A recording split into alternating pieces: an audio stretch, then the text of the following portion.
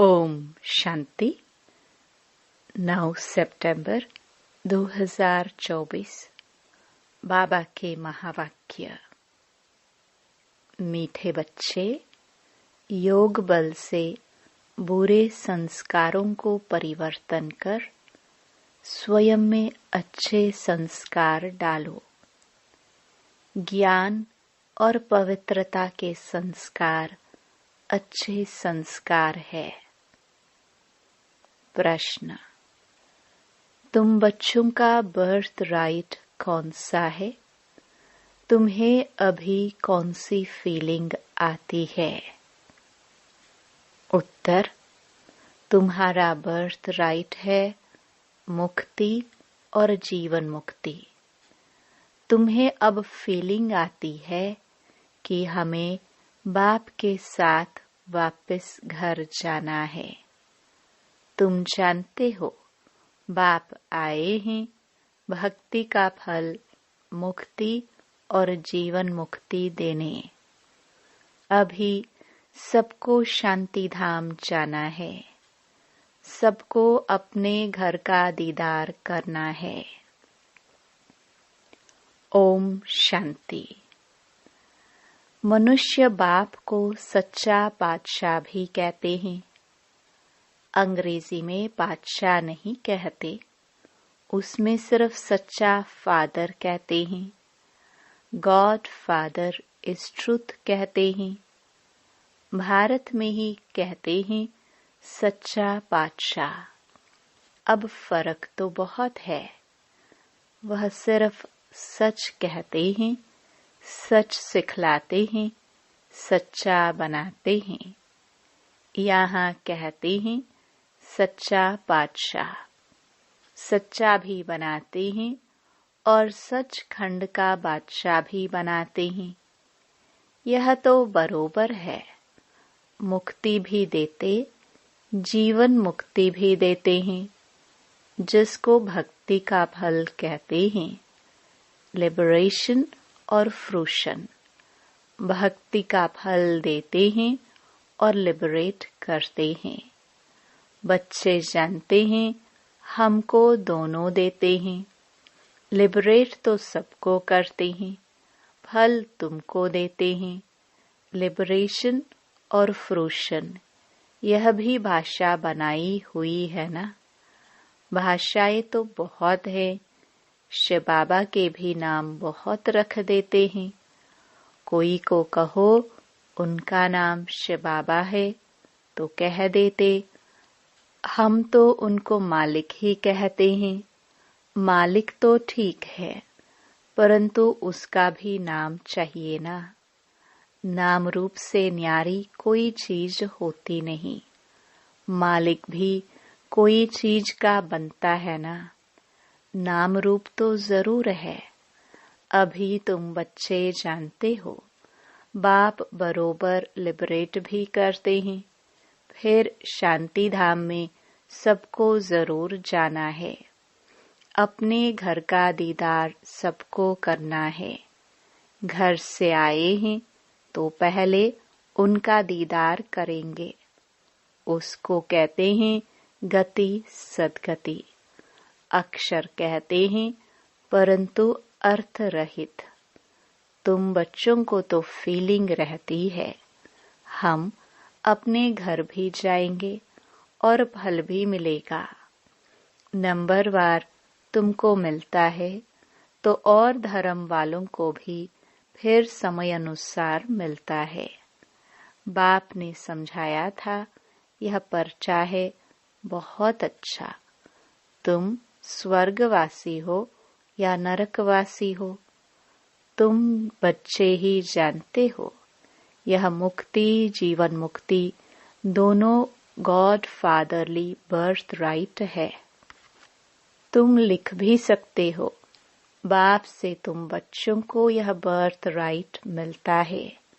बाप का बनने से दोनों चीजें प्राप्त होती है। वह है रावण का बर्थ राइट, यह है परमपिता परमात्मा का बर्थ राइट। यह है भगवान का बर्थ राइट। वह है शैतान का बर्थ राइट। ऐसा लिखना चाहिए जो कुछ समझ सके। अब तुम बच्चों को हेवन स्थापन करना है। कितना काम करना है। अभी तो जैसे बेबीज हैं, जैसे मनुष्य कलयुग के लिए कहते हैं कि अभी बेबी बच्चा है, बाप कहते हैं सतयुग की स्थापना में बेबी है। अभी तुम बच्चों को वर्षा मिल रहा है। रावण का कोई वर्षा नहीं कहेंगे। गॉड फादर से तो वर्षा मिलता है। वह कोई फादर थोड़ी है। उसको रावण 5 विकारों को तो शैतान कहा जाता है। शैतान का वर्षा क्या मिलता है? 5 विकार मिलते हैं। शो भी ऐसे करते हैं, तमो प्रधान बन जाते हैं। अब दशहरा कितना मनाते हैं, सरमनी मनाते हैं, बहुत खर्चा करते हैं, विलायत से भी निमंत्रण दे बुलाते हैं।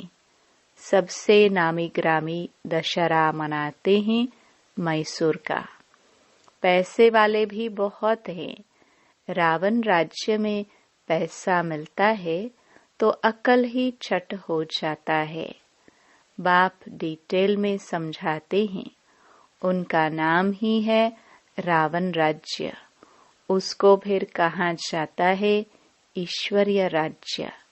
राम राज्य कहना भी रॉन्ग हो जाता है। गांधी जी राम राज्य चाहते थे। मनुष्य समझते हैं गांधी जी भी अवतार थे। उनको कितने पैसे देते थे। उनको भारत का बापूजी कहते थे। अब वह तो सारे विश्व का बापू है। अभी तुम यहाँ बैठे हो, जानते हो कितनी जीवात्माएं होंगी। जीव शरीर तो विनाशी है, बाकी आत्मा है अविनाशी। आत्माएं तो ढेर हैं। जैसे ऊपर में सितारे रहते हैं ना, सितारे जास्ती हैं या आत्माएं जास्ती हैं?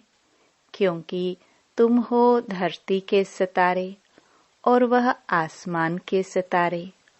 उनको देवता कहा जाता है। वह फिर उनको भी देवता कह देते हैं। तुमको लकी सितारा कहा जाता है ना? अच्छा, इस पर फिर आपस में डिस्कस करना। बाबा अभी इस बात को नहीं छेड़ते हैं। यह तो समझाया है कि सभी आत्माओं का एक बाप है। इनकी बुद्धि में तो सब है। जो भी मनुष्य मात्र हैं, सबका वह बाप है। यह तो सब जानते हैं कि सारे सृष्टि समुद्र पर खड़ी है। यह भी कोई सबको नहीं मालूम है। बाप ने समझाया था यह रावण राज्य सारे सृष्टि पर है। ऐसे नहीं रावण राज्य कोई सागर के पार है।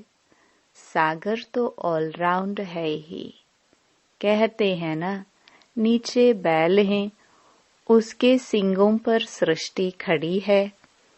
फिर जब थक जाता है तो सींग बदली करता है। अभी पुरानी दुनिया खलास हो, नई दुनिया स्थापना होती है। शास्त्रों में तो अनेक प्रकार की बातें दंत कथाओं में लिख दी है। यह तो बच्चे समझते हैं। यहाँ सब आत्माएं शरीर के साथ है। इनको कहते हैं जीव आत्माएं। वह जो आत्माओं का घर है, वहाँ तो शरीर नहीं है। उनको कहा जाता है निराकारी। जीव आकारी है, इसलिए साकार कहा जाता है। निराकार को शरीर नहीं होता है। यह है साकारी सृष्टि। वह है निराकारी आत्माओं की दुनिया।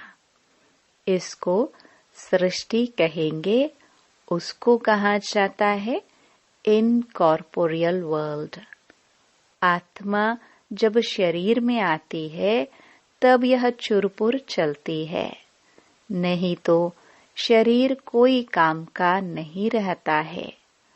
तो उनको कहा ही जाता है निराकारी दुनिया। जितनी भी आत्माएं हैं वह सब पिछाड़ी में आनी चाहिए, इसलिए उसको पुरुषोत्तम संगम युग कहा जाता है। सब आत्माएं जब यहाँ आ जाती है तो वहाँ फिर एक भी नहीं रहती हैं। वहाँ जब एकदम खाली हो जाता है तब फिर सब वापस जाते हैं।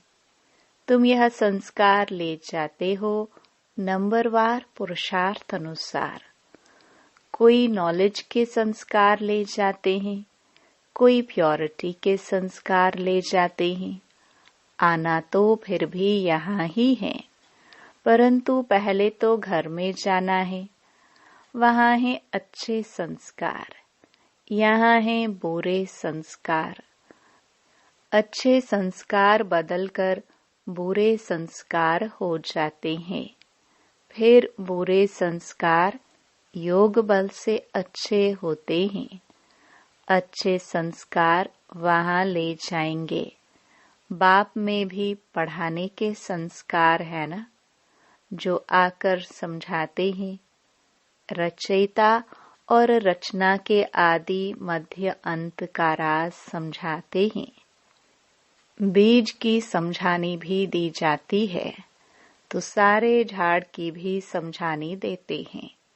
बीज की समझानी है ज्ञान और झाड़ की समझानी हो जाती है भक्ति। भक्ति में बहुत डिटेल होती है ना। बीज को याद करना तो सहज है, वहाँ ही चले जाना है। तमो प्रधान से सतो प्रधान बनने में थोड़ा ही समय लगता है, फिर सतो प्रधान से तमो प्रधान बनने में 5000 वर्ष लगते हैं एक्यूरेट। यह चक्र बड़ा एक्यूरेट बना हुआ है जो रिपीट होता रहता है। और कोई यह बातें बता ना सके, तुम बता सकते हो।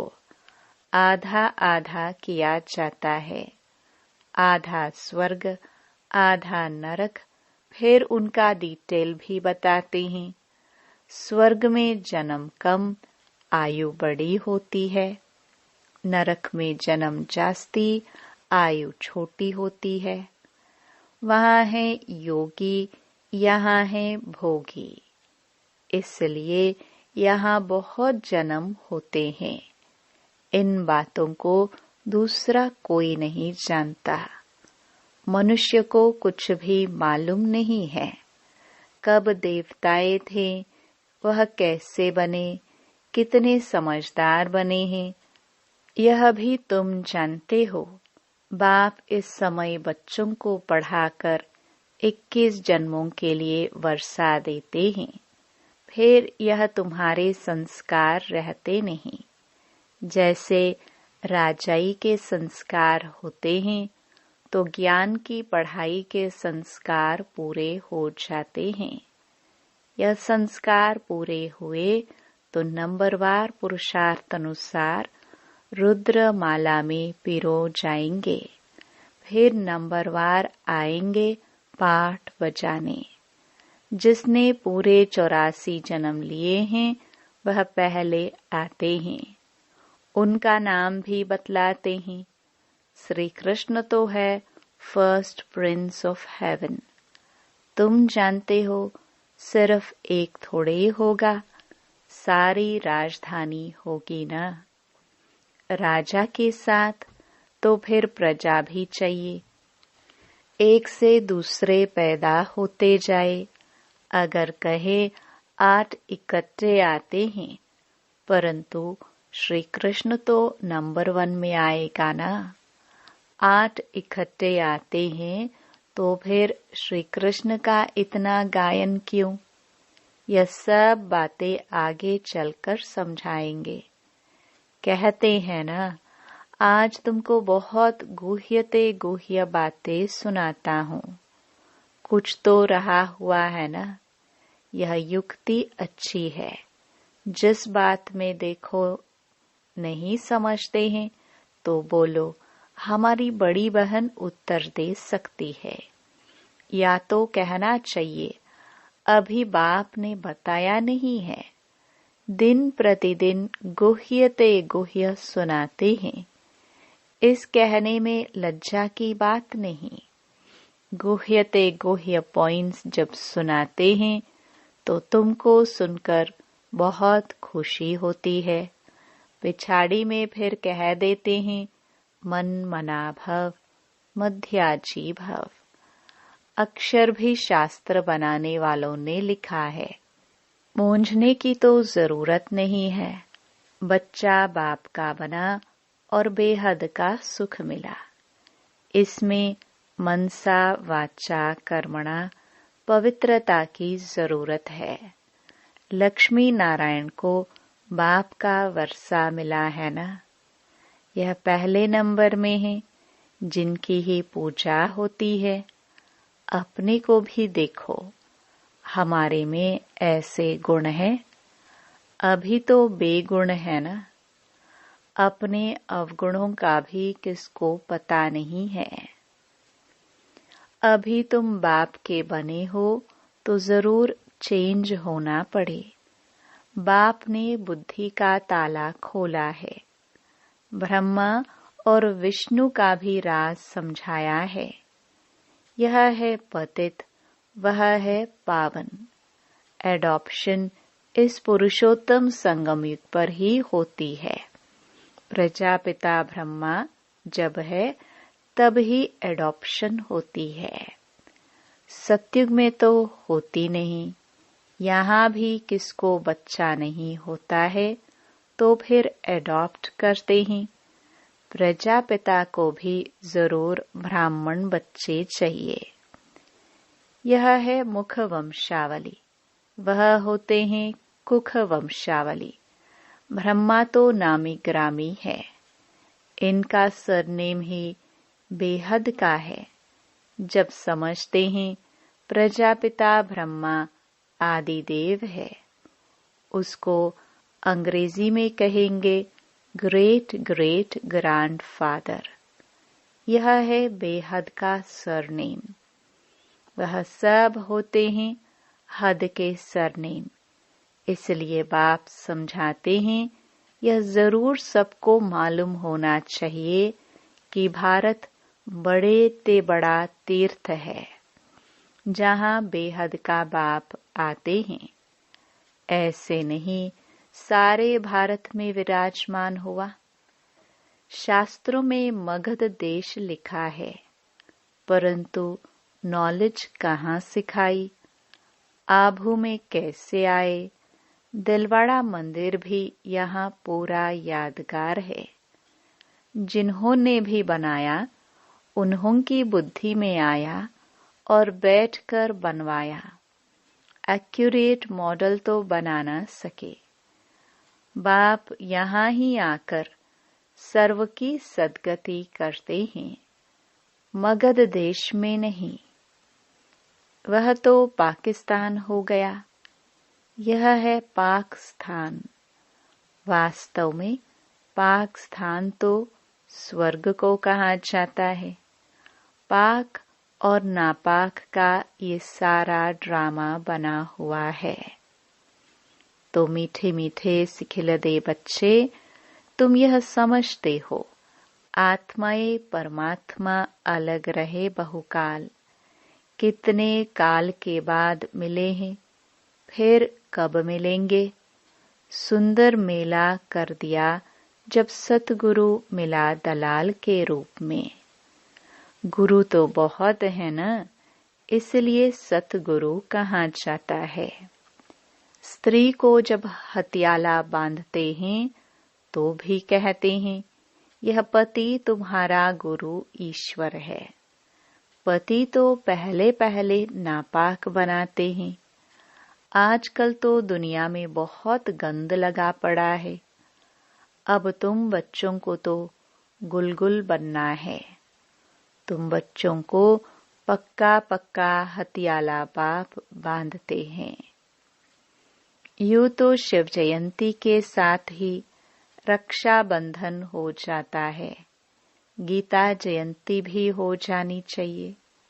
श्री कृष्ण की जयंती थोड़ा देरी से नई दुनिया में हुई है।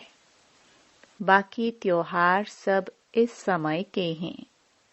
राम नवमी कब हुई यह भी कोई को पता है क्या? तुम कहेंगे नई दुनिया में 1250 वर्ष के बाद में राम नवमी होती है। शिव जयंती, कृष्ण जयंती, राम जयंती कब हुई यह कोई भी बता नहीं सकते। तुम बच्चे भी अभी बाप द्वारा जान गए हो। एक्यूरेट बता सकते हो। गोया सारे दुनिया की जीवन कहानी तुम बता सकते हो। लाखों वर्ष की बात थोड़ी बता सकते। बाप कितनी अच्छी बेहद की पढ़ाई पढ़ाते हैं।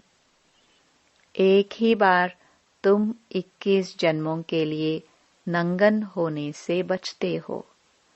अभी तुम 5 विकारों रूपी रावण के पराये राज्य में हो। अभी सारे 84 का चक्र तुम्हारी स्मृति में आया है। अच्छा, मीठे मीठे सिखिलदे बच्चों प्रति मात पिता बाप दादा का याद प्यार और गुड मॉर्निंग। रूहानी बाप की रूहानी बच्चों को नमस्ते। धारणा के लिए मुख्य सार।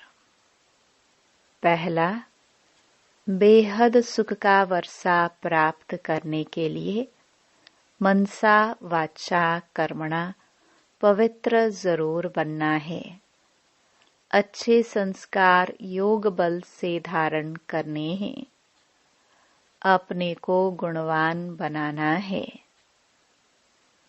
दूसरा, सदा खुशी में रहने के लिए बाप जो रोज गुह्य गुह्य बातें सुनाते हैं उन्हें सुनना और दूसरों को सुनाना है। किसी भी बात में मूंझना नहीं है। युक्ति से उत्तर देना है।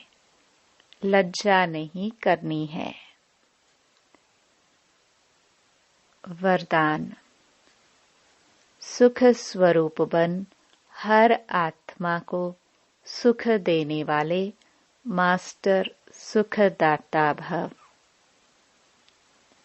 जो बच्चे सदा यथार्थ कर्म करते हैं उन्हें उस कर्म का प्रत्यक्ष फल खुशी और शक्ति मिलती है।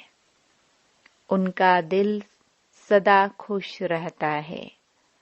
उन्हें संकल्प मात्र भी दुख की लहर नहीं आ सकती।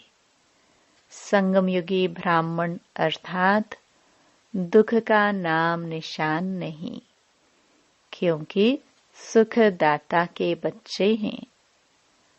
ऐसे सुखदाता के बच्चे स्वयं भी मास्टर सुखदाता होंगे।